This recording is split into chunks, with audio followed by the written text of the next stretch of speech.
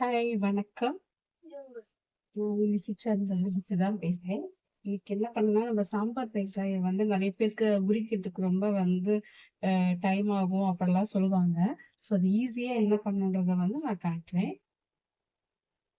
இந்த முன் சைடும், பேக் சைடும் இப்படி கட் பண்ணிக்கோங்க. பண்ணும்போதே நமக்கு தோசை சீக்கிரம் வந்து நம்ம வந்து தண்ணீல போட்டு வச்சுக்கலாம். நான் வந்து தண்ணீல இப்படி போட்டு வச்சுடுறேன். அப்புறம் பாருங்க ஈஸியா நம்ம வந்து கை வச்சு இப்படி பண்ணாலே தோல் எல்லாமே வந்துரும். ஈஸியா வந்துரும். இப்படி பாருங்க. அவ்வளோதான். பண்ணிட்டு தண்ணீல போட்டுருங்க. ஸோ குயிக்காவும் பண்ணிடலாம்.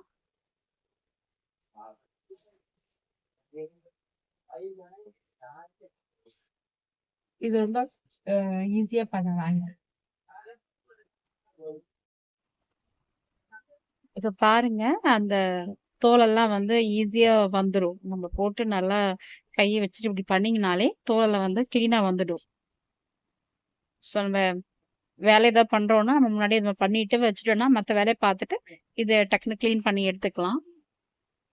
இத நான் ஏன் கிளீன் பண்றேன்றத வந்து, நான் நெக்ஸ்ட் வீடியோல உங்களுக்கு காட்டுறேன். ஓகே ஃப்ரெண்ட்ஸ், புதுசா என்னோட சேனல் பார்க்குறவங்க சப்ஸ்கிரைப் பண்ணிக்கோங்க. என்னோட வீடியோ வந்து உங்களுக்கு பிடிச்சிருந்து, வேல்யூபிளா இருந்ததுன்னா, லைக் பண்ணுங்க, கமெண்ட்ஸ் பண்ணுங்க, ஷேர் பண்ணுங்க.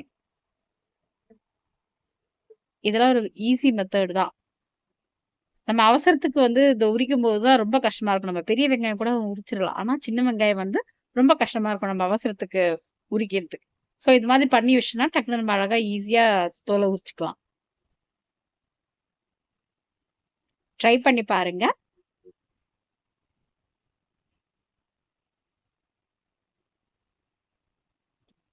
நம்ம நெக்ஸ்ட் வீடியோஸ்ல நான் வேற வேற டிப்ஸ் சொல்றேன். ஸோ நாளைக்கு சண்டே ஸ்பெஷல் என்னலாம் பார்த்து வீடியோ போடுறேன்.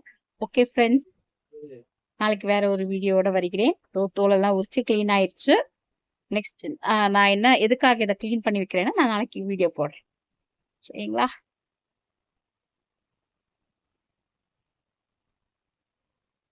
ஸ்டவ்வே இல்லாம ஒரு டிஷ் நாளைக்கு பண்ணி காட்டுறோம். ஓகே ஃப்ரெண்ட்ஸ், பாய்.